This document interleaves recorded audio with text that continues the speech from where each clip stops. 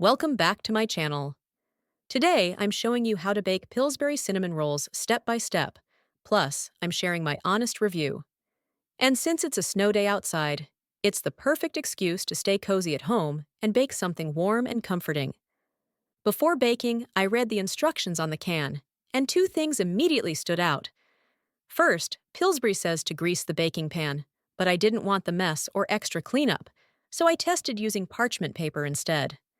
Second, there are two baking options, using a round pan or a baking sheet. The baking sheet cooks the cinnamon rolls faster, and since I wanted quick, fluffy cinnamon rolls, that's the method I chose. So the big question is, do you really need to grease the pan? And will parchment paper work when baking Pillsbury cinnamon rolls? Watch the video to find out exactly what happens.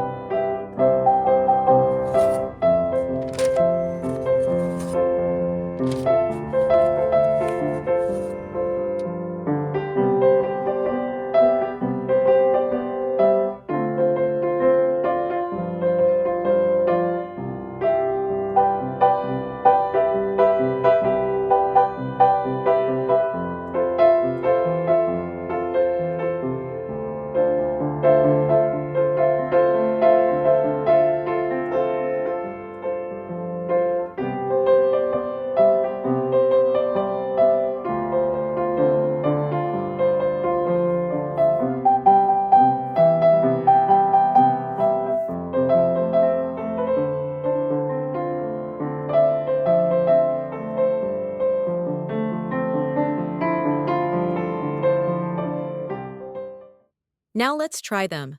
Flavor-wise, they taste good, but my main complaint is the texture.